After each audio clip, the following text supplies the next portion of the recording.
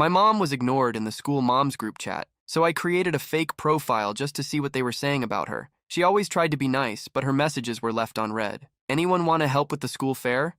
I can bring the cups.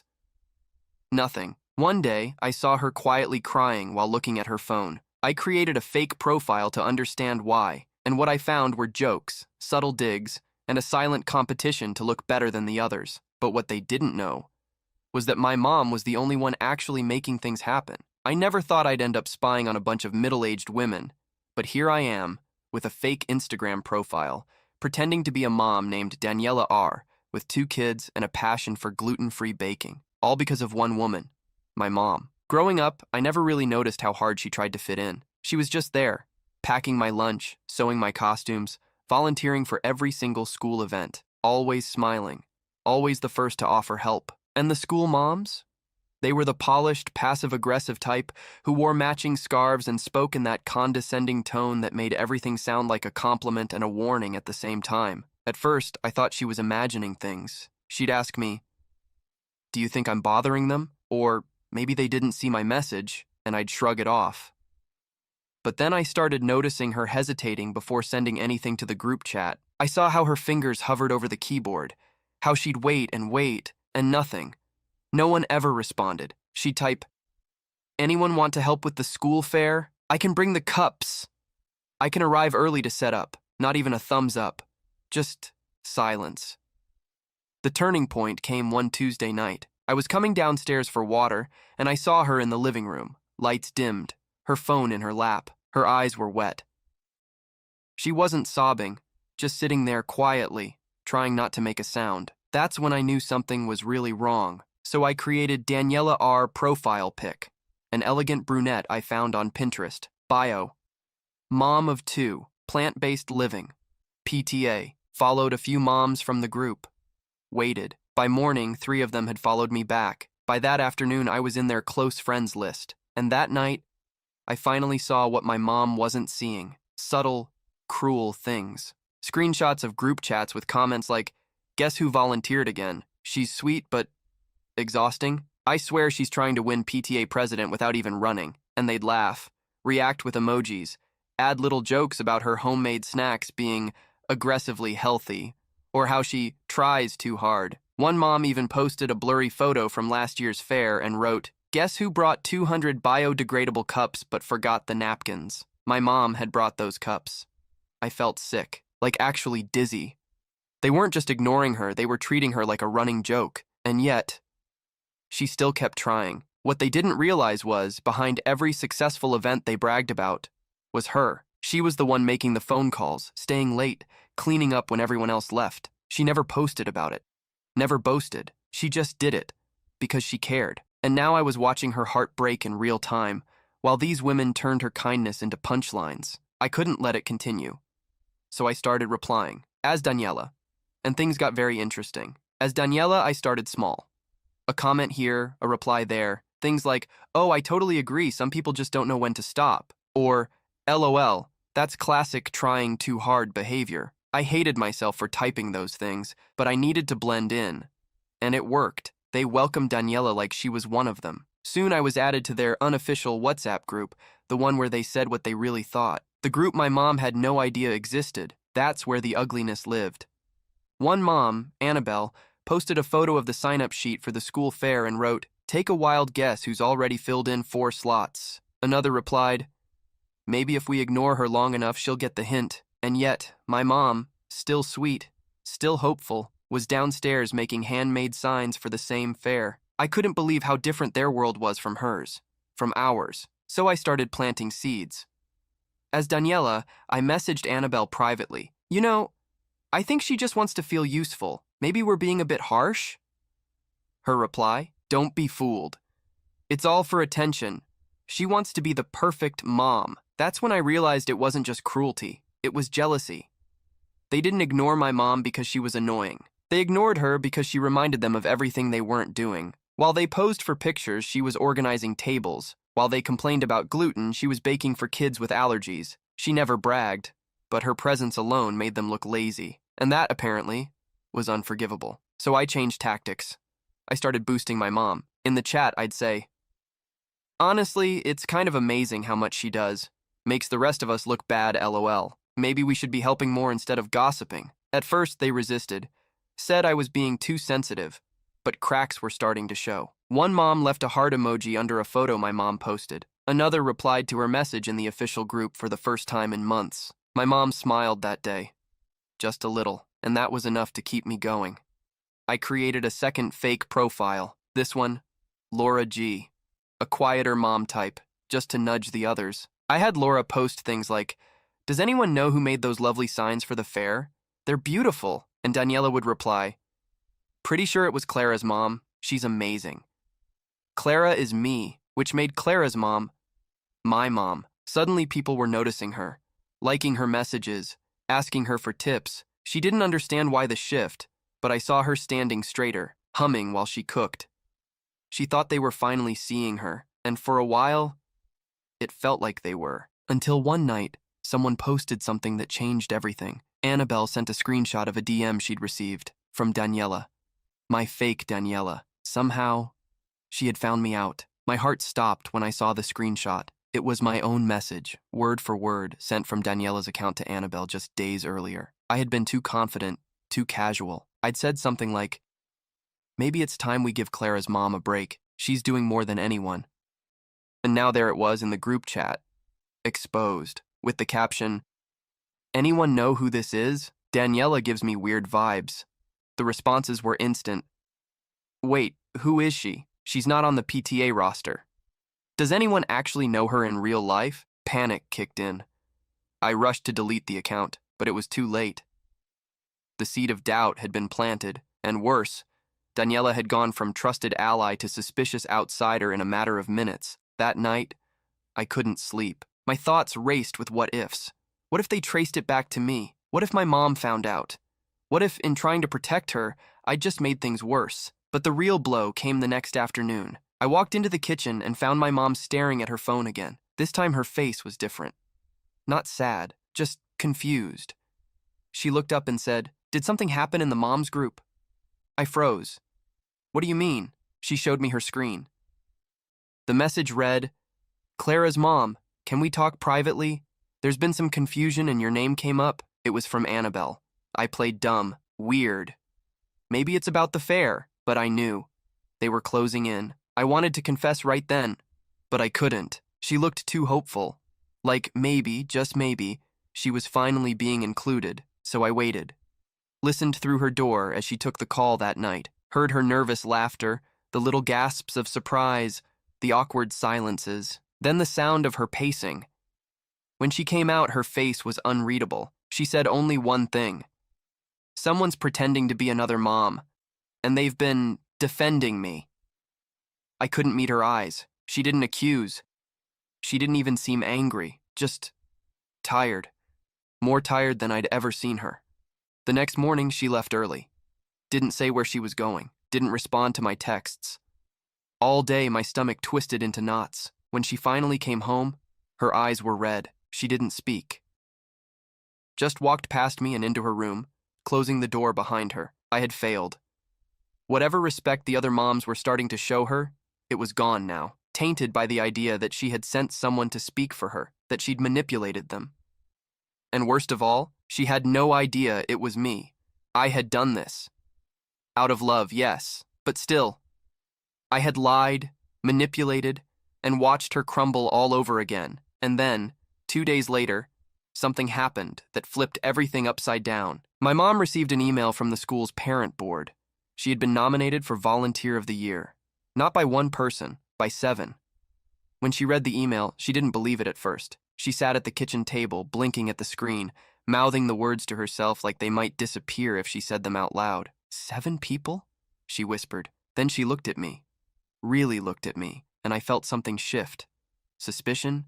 Gratitude? I couldn't tell. But she didn't ask any questions. She just stood up quietly and said, "I guess I'll have to attend the meeting next week." Her voice was steady, but her hands trembled slightly as she held the teacup. I wanted to be happy for her. I wanted to believe this was it, the recognition she'd long deserved. But I knew those women. I'd read their messages. They didn't change overnight. So I logged into Laura G's profile, the one fake account still active, and scrolled. Nothing. No jokes, no snide comments. In fact, barely any messages at all. The chat was quiet. Almost too quiet. Then, at 10:43 that night, Annabelle posted, "Let's all try to be more mindful. This group wasn't meant for gossip," followed by a link to a school policy on inclusive community standards. And just like that, silence again. I should have felt relief. But all I felt was unease. They weren't apologizing. They weren't confronting what had happened. They were covering it, cleaning their tracks, pretending nothing happened. And by nominating my mom, they could erase their behavior without ever having to say sorry. I watched her over the next few days. She prepared a short speech just in case. She ironed her nicest blouse. She even practiced smiling in the mirror, like she didn't quite remember how. She was cautious, like someone trying to walk through a room full of broken glass barefoot. Then the day of the meeting came. She asked me if I wanted to come with her. I said yes. The auditorium was mostly empty when we arrived, but slowly the usual moms filtered in, perfumed, polished, perfect. Some of them nodded politely. One even smiled, not warmly, just politely. When my mom's name was called, I held my breath. She stood up, walked to the front, and accepted the small plaque. The applause was brief, but real. No one cheered. But no one mocked her either, and for her, that was enough. She said a few quiet words about community and kindness. She didn't mention the group chat. She didn't mention the fake accounts. She didn't mention the months of humiliation. She just smiled and said thank you. But as we were leaving, something strange happened. A woman I didn't recognize, tall, older, with short silver hair, stopped us in the hallway. She looked directly at my mom and said, "I've seen what they've done. You deserve more than this little plaque." Then she turned to me. "And you stirred the pot, didn't you?" I froze. She didn't wait for an answer. She just smiled, sharp and knowing. Good. Sometimes that's the only way to clean out rot. Then she walked away. I looked at my mom. She hadn't heard the last part. She was too distracted, staring at her award, her eyes shining. But I couldn't stop thinking about that woman. Who was she? And how did she know? I didn't see the silver-haired woman again. Not at the school, not online, not even mentioned in the group chat. It was like she had appeared out of nowhere, delivered her cryptic message, and vanished. But something about her tone, her confidence, stuck with me. She knew. And she wasn't just talking about the fake profiles. She was talking about something deeper, something rotten. So I did what I shouldn't have done. I used Laura G one last time. I messaged a quiet mom from the chat, Lucille, someone who rarely posted but had liked a lot of the nastier messages in the past, the kind of follower who watches more than she speaks. I wrote, "Did you see what that woman said to Clara's mom in the hallway?" Lucille replied fast. "Which one?" "The silver-haired one," I typed. "After the meeting." She paused. Then, "You mean Eleanor?" Eleanor. No last name, no details. Just that, Eleanor. "She's not part of the group anymore," Lucille added. "Why?" I asked. She didn't play along. I didn't sleep that night. The next morning, I started digging. School newsletters, PTA archives, community bulletins. I finally found an old photo from 2 years ago, a bake sale. There she was, Eleanor, standing next to Annabelle and 2 other moms, holding a tray of pastries, smiling. And then, nothing. No further mention. Like she'd been scrubbed out. I printed the photo and left it on the kitchen table. When my mom saw it, she froze. "Where did you get this?" "She talked to you, after the meeting." She sat down slowly, studying the picture. "She was the one who started the Healthy Lunches program," she said softly. "Everyone loved it. Until she made the mistake of speaking out." "About what?" She hesitated. "They mocked one of the new moms, behind her back. Eleanor called them out. The next week, they stopped responding to her messages, pretended not to see her at drop-off. She disappeared after that, and now she was back. Watching, maybe warning. It hit me then. This wasn't just about my mom. It was a pattern, a system. A quiet, brutal way to maintain control. Include, then isolate. Praise, then punish. All while smiling for the school newsletter. I looked at my mom. She didn't know everything I'd done, but she knew enough now to see what had been going on around her, and she was done being quiet. That week, she submitted a proposal to the school board, a new policy to create an independent oversight committee for the PTA, one that included non-PTA parents and staff observers, a way to break the cycle. The vote would happen in 2 weeks. And suddenly the group chat lit up again, this time with panic. Annabelle wrote, "Has anyone seen what Clara's mom is trying to pull? She's acting like she owns the place. Someone needs to remind her she's just a volunteer." But this time, there were replies. "Honestly, maybe it's time for a change. She's not wrong. I'd vote for her over Annabelle any day." And just like that, the tide began to turn. The days leading up to the vote were tense. Every time my mom's phone buzzed, she'd flinch slightly. Not from fear, she wasn't scared anymore, but from the constant tension of being noticed. After so long being invisible, now every word she said, every step she took, felt like it was under surveillance. And still, she kept going. She printed copies of her proposal, spoke to teachers, janitors, cafeteria workers, people no one ever invited into meetings, but who saw everything. She wasn't campaigning. She was listening. Meanwhile, the group chat turned into a battlefield. Annabelle tried to play it smart. She didn't attack directly. Instead, she started posting concerned messages like, "Just wondering if all these changes are really necessary. Things have been working fine for years." But others weren't so subtle. "Sounds like someone's trying to take control. Too much. Too fast. She wants to be queen of the school." My mom never responded. She stayed quiet in the group. But then, on a Thursday morning, she received a private message from Lucille. It simply read, "They're planning something. Be careful." I watched her read it, her face still, calm. She handed me the phone and said, "I think they're going to try to humiliate me before the vote." She wasn't wrong. That afternoon, someone, probably Annabelle, leaked a screenshot of an old message, one where my mom had gently asked if a school trip could include gluten-free options. They twisted it. Claimed she was trying to control what everyone's children eat, that she was forcing her lifestyle on others. It was absurd. But the chat exploded. That's so typical of her. I knew she had an agenda. She's been planning this from the start. And then, something unexpected happened. Eleanor returned. Out of nowhere, she reappeared in the chat with a simple message. I was silenced for saying less than this. Clara's mom is trying to make things better. And deep down, you all know it. No emojis, no tags, just that. The room went silent. Then slowly, one by one, reactions began to shift. One mom commented, "I've been thinking the same. Maybe we should hear her out." Another added, "It's true. She's done more for this school than anyone here." Annabelle tried to claw it back. "Let's not forget she had someone pretending to be another mom to spy on us." That one landed hard, because it was true, and my stomach dropped. But then, another mom replied, "Maybe she had to. If we made her feel that unsafe, maybe that says more about us than her." I could see my mom reading the screen. Her lips pressed tightly, her eyes glistening but dry. She looked at me and said, "I didn't want to win like this. I just wanted it to stop." And for the first time in weeks, I told her the truth. I made the profiles. She didn't say anything at first, just stared at me. Then she asked softly, "Why?" I told her everything. The jokes, the screenshots, her crying in the living room, the fake accounts, the woman in the hallway. Every lie I told, every truth I uncovered. When I finished, she just nodded, slowly, silently, and whispered, "Thank you." Then she stood up, walked to her laptop, and began writing something. It was a message. To the group. Her fingers moved with a quiet fury. No hesitation. No pauses. When she finished typing, she didn't ask me to read it. She just hit send. And in less than 10 seconds, the group chat went dead silent. Her message said, "I've read every comment.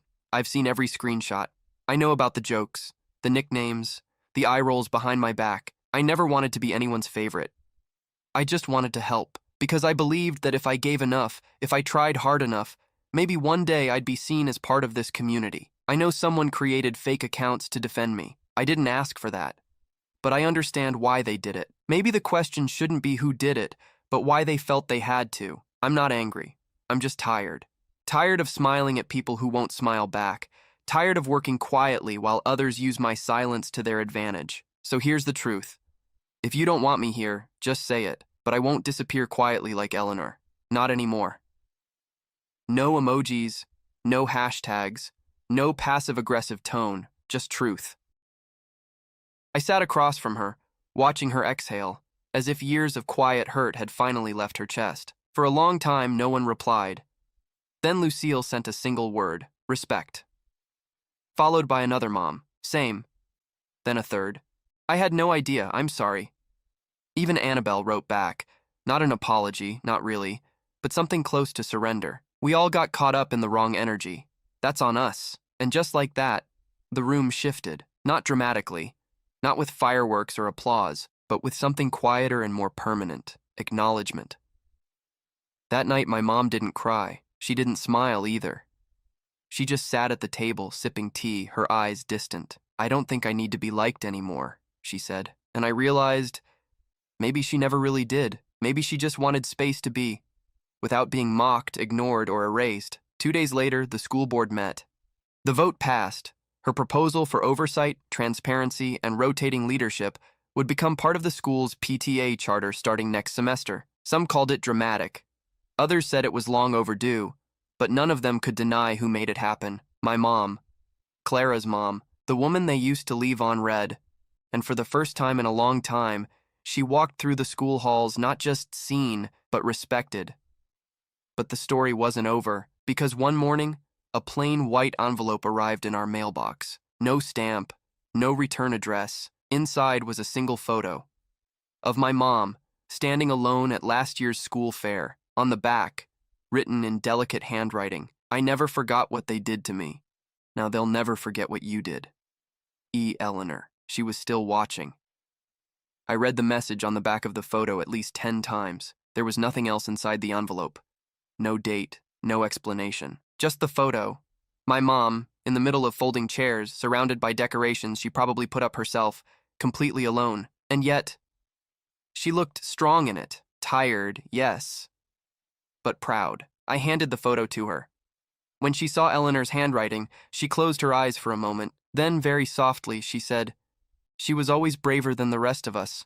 I wanted to ask more, but I sensed it wasn't the time. Instead, I kept the photo in my drawer, behind my notebooks. I couldn't explain why, but something about it felt important, like a reminder or a warning. In the weeks that followed, things shifted subtly. The group chat didn't go back to normal, at least not their old version of normal. The tone changed. There were more thank yous, more people offering to help instead of assuming someone else would. My mom didn't become their new leader or their best friend, but she became something else, impossible to ignore. And with that came new problems. Annabelle didn't go away. She got quiet, calculating. She posted less, smiled more in person, and tried to reclaim her spot through charm instead of snark. I think she's just regrouping, I told my mom. She nodded. She always played the long game. Then came the invitation. A printed envelope, fancier than anything I'd seen from them before, hand-delivered. Inside, a formal invite to the annual Mother's Charity Gala, hosted by Annabelle Martin and friends. My mom read it twice, then set it aside. She didn't say anything, but I saw her fingers tense slightly on the paper. I asked, "Are you going?" She hesitated. Should I? I didn't know what to say. It felt like a trap. A peace offering wrapped in silk and poison. The kind of event where forgiveness is expected but never offered, where smiles stretch just wide enough to cover sharp teeth. But deep down, I knew she wanted to go. Not for the glamour. Not even for the recognition. She wanted to face them. So she did. The night of the gala, she wore a deep navy dress. Simple, elegant. She didn't wear much makeup. No designer heels. She looked exactly like herself, only stronger. When she walked into the hall, heads turned. People noticed. Not because she was loud or flashy, but because she wasn't hiding anymore. Annabelle greeted her with a hug that lingered half a second too long and said, "So glad you could make it." My mom smiled and answered, "I wouldn't have missed it. I stayed outside, in the car. I didn't need to be in the room. I just wanted her to know I was close." She stayed inside for 2 hours. When she came back, she looked free.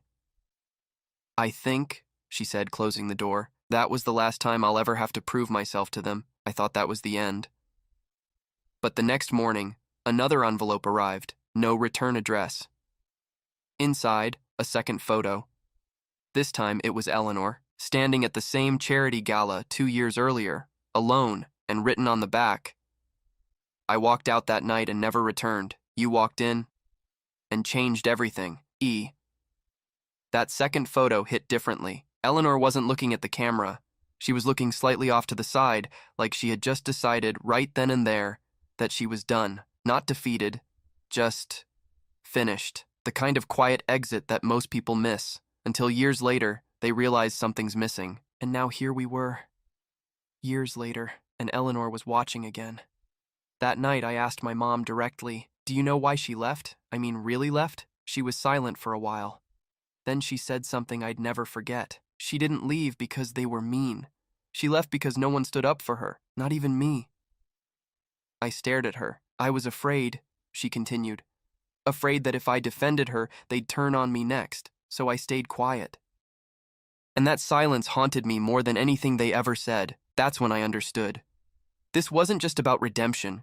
It was about atonement. My mom wasn't fighting for a seat at the table anymore. She was trying to make sure the next woman who walked into that room didn't get devoured. And suddenly, Eleanor's letters, her quiet, ghost-like appearances, made sense. She wasn't trying to drag my mom into the past. She was witnessing the correction of it.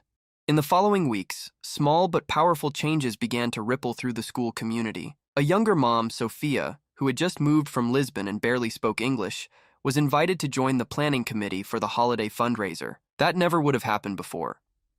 An older dad with mobility issues was asked to help organize the school library, not because of his condition, but because he used to be a librarian. Again, never would have happened before. And the group chat?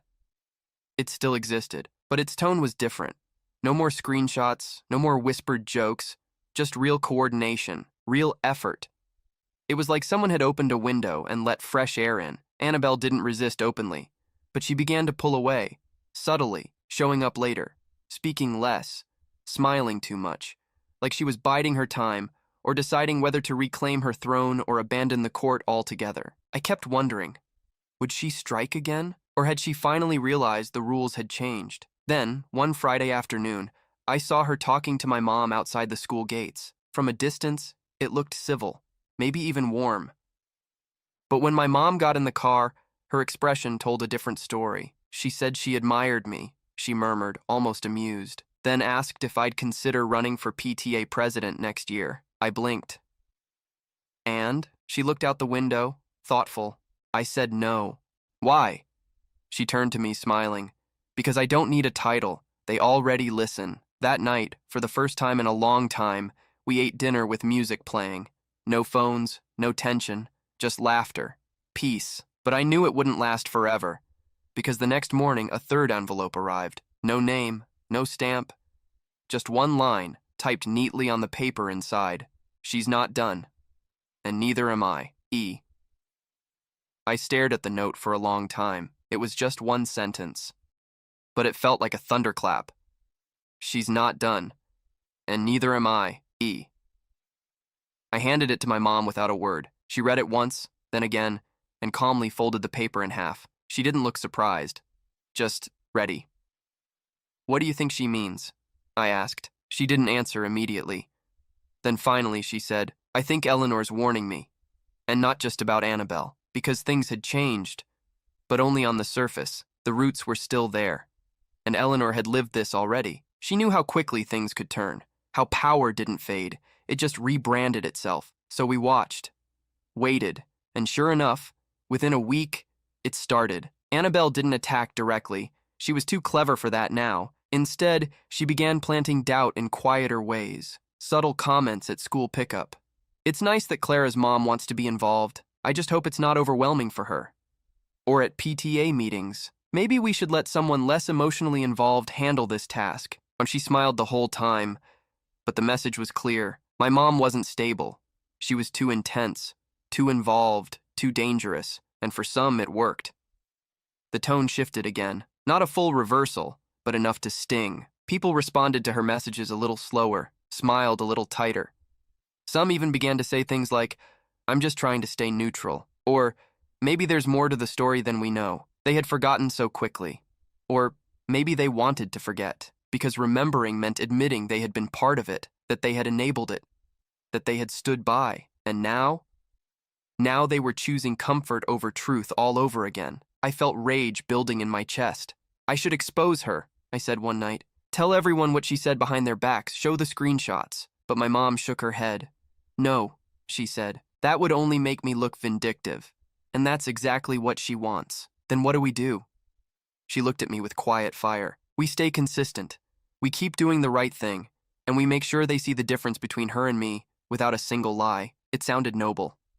But I knew how this worked. People didn't always choose truth. They chose narratives. And Annabelle was a master at controlling the narrative. Then one evening, just before dinner, we found another envelope. This one wasn't left at the door. It was in my mom's car, on the driver's seat. Inside, a photo of Eleanor. But this time, she wasn't alone. She was standing next to my mom. From 4 years ago, both of them smiling, unaware the picture had been taken, and underneath it, scribbled in pen, "She started the fire. You just picked up the match." My mom paled. This photo, I didn't even know it existed. Neither did I. And suddenly, I understood. This wasn't just about Eleanor watching us. It was about Eleanor remembering something my mom had forgotten, or maybe something she had chosen not to remember. And if that was true, what else was buried in the past? The photo haunted me. Not because of what was in it, but because of what it suggested. There was more to the story. A deeper layer, buried under years of silence, politeness, and carefully chosen forgetfulness. I sat across from my mom as she stared at it. "Do you remember this day?" I asked. She ran her thumb slowly along the edge of the photo. "I remember the event," she said, "but not the photo." There was something guarded in her voice, like she was sifting through pieces of a puzzle she had once thrown away. I pushed gently. "What happened with you and Eleanor, really?"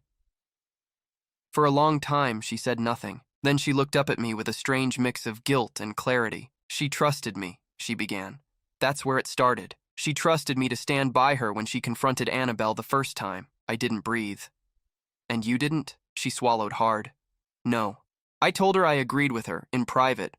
But when it came time to speak up at the meeting, I stayed silent, and afterwards, I distanced myself. I told myself I had to protect you, that if I got dragged into the drama, you'd suffer too." Her voice cracked. "But the truth is, I was a coward. I didn't know what to say.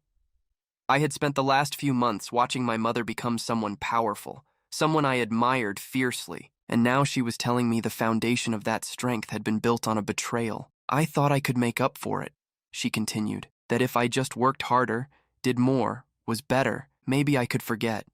Maybe she would too." But Eleanor hadn't forgotten, and now she was making sure I wouldn't either. I looked at the note again.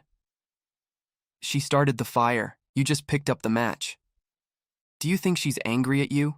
I asked. "No," my mom said. "I think she's making sure I don't run from this again." The next morning, she did something I didn't expect. She emailed Eleanor, not as a message of apology, not asking for forgiveness. She wrote, "I remember now. You were right. I should have stood by you. I won't stay silent again." She never got a reply. But something shifted in her after that. At the next PTA meeting, when Annabelle made a harmless joke about oversensitive moms, my mom didn't smile. She leaned forward and said clearly, "You know exactly what you're doing, and we're not playing that game anymore." The room went still. No one laughed, not even Annabelle. And afterwards, something even stranger happened. One of the moms who had always been neutral, quiet, agreeable on the sidelines, walked up to my mom and said, "Thank you for saying it. I've wanted to for years." Her name was Greta. She used to be in Eleanor's corner too, until she wasn't, and suddenly I saw it. There were others. Like my mom, like Greta. People who had once been brave until it got too uncomfortable, too risky, and now? They were ready to stop hiding. One by one, they were remembering who they had been before the silence. The fire Eleanor started hadn't burned out. It was spreading, but with it came something dangerous. Because the more people remembered, the more truths surfaced. And the next truth? It would shatter the group completely. The next truth came from the least expected person, Lucille.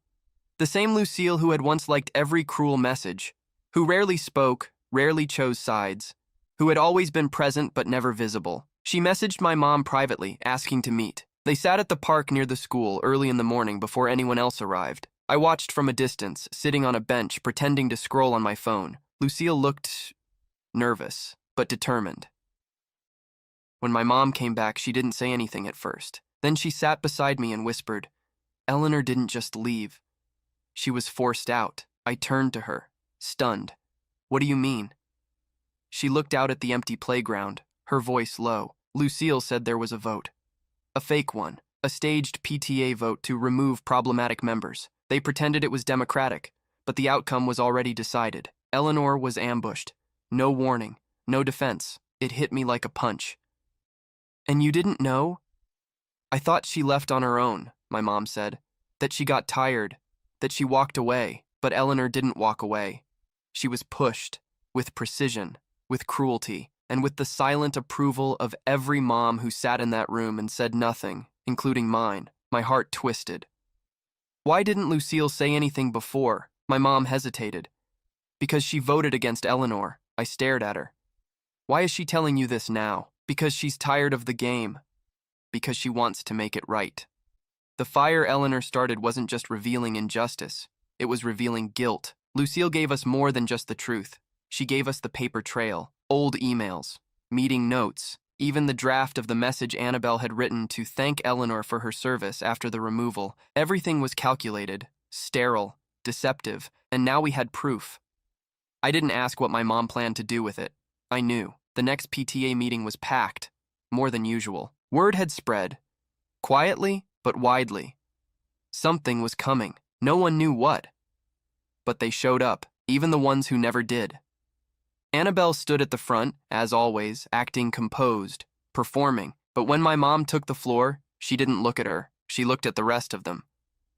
I know many of you were here when Eleanor left, she began. I know some of you remember how it happened, and some of you don't. She paused. But now we all have the chance to remember together, and she handed out printed copies of the emails, of the fake vote, of the messages that confirmed what had always been denied. Gasps, whispers, shifting in seats. Annabelle didn't speak.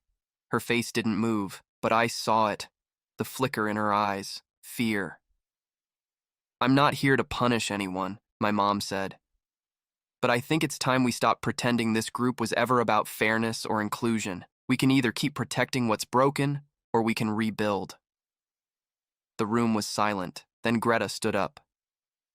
I was there, she said, and I stayed quiet, but not anymore. She's right. Then Lucille. Me too. I voted against Eleanor. I regret it every day, and just like that, it broke. The silence, the complicity, the illusion. Annabelle tried to speak then.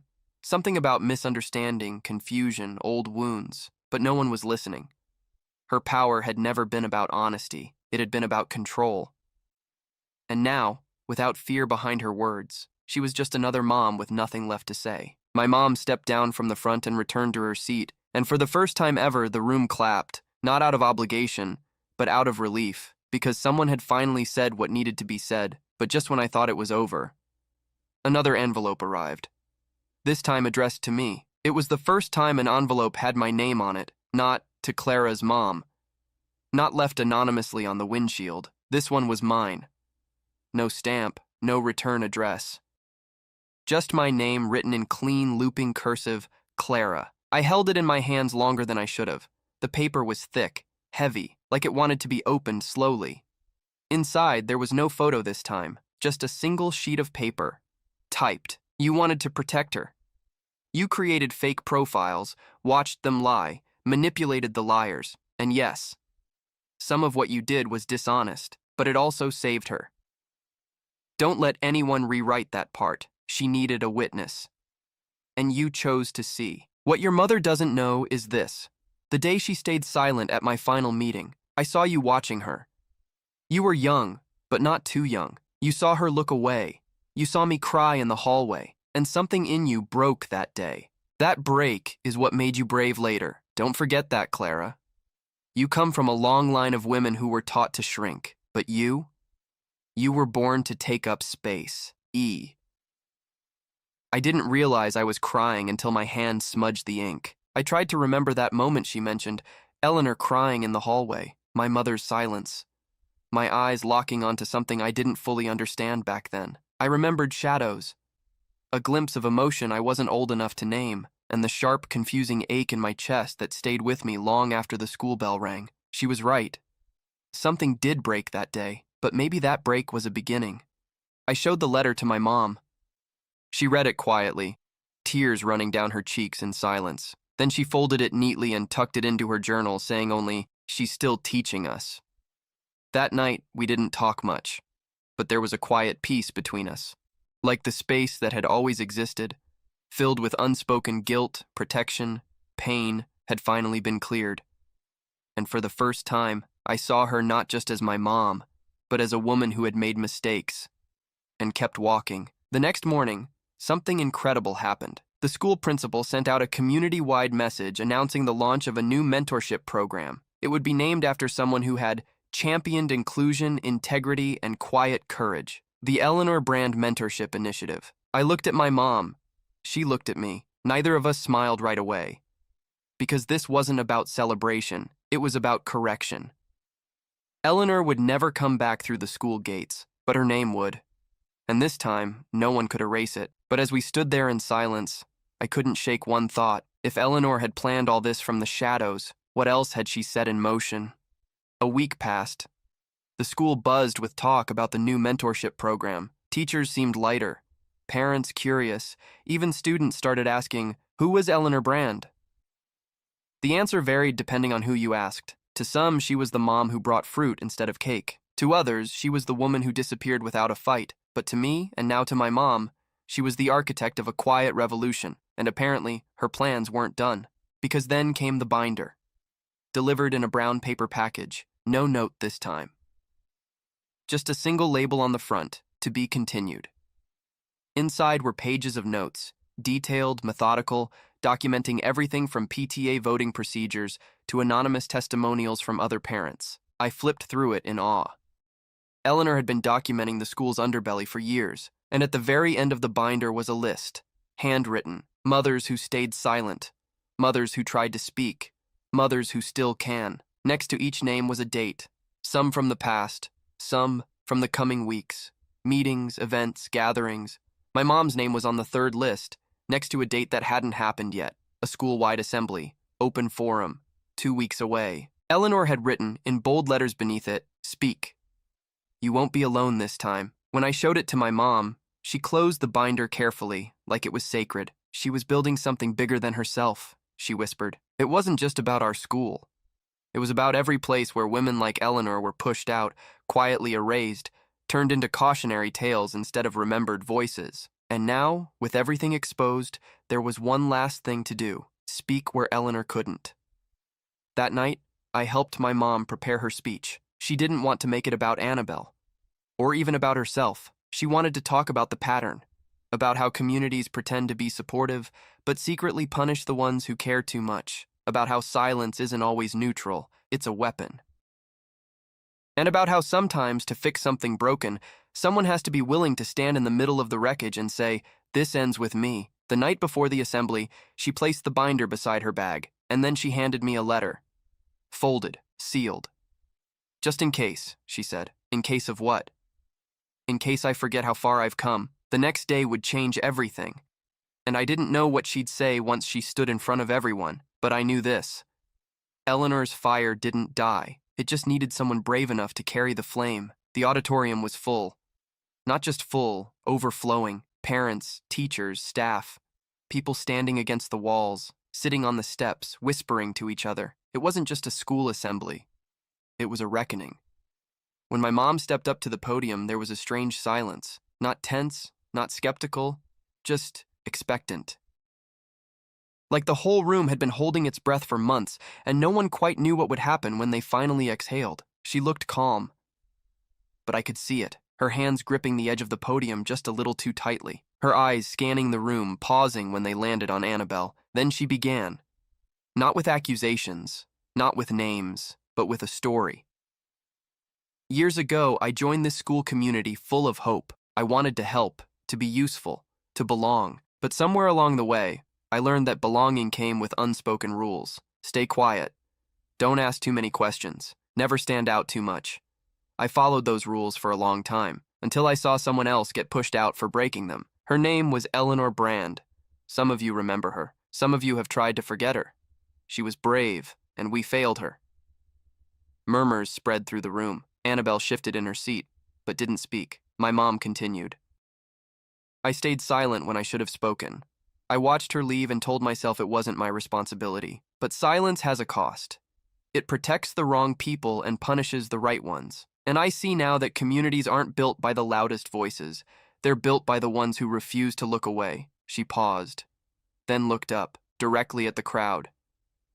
Some of you heard her. Some of you watched. I did both, but today I speak.